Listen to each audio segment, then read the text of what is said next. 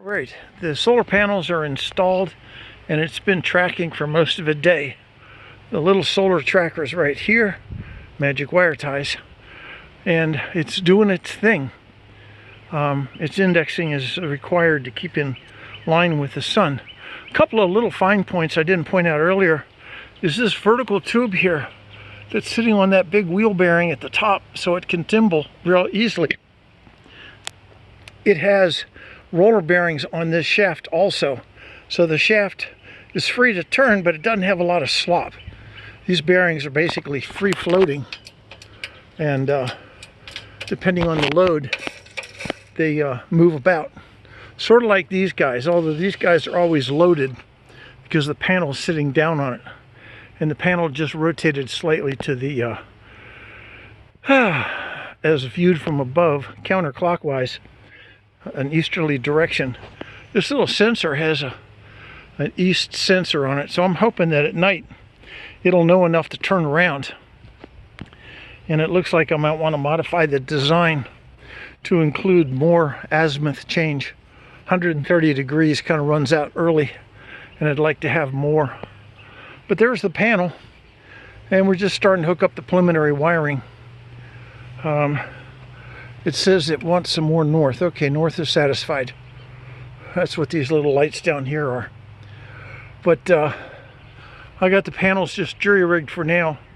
I'm gonna run a piece of conduit across the ground over to the shack. This panel over here is dedicated for now to running this battery charger. And it's charging the battery up. Looks a little steep if you ask me. 14.4. We'll see if it stabilizes. It just started, so it might be during its initialization phase. Sometimes chargers come up to about 14.5 volts to get the battery going, and then they drop back to 13.6 or 7. So that's what the panel looks like.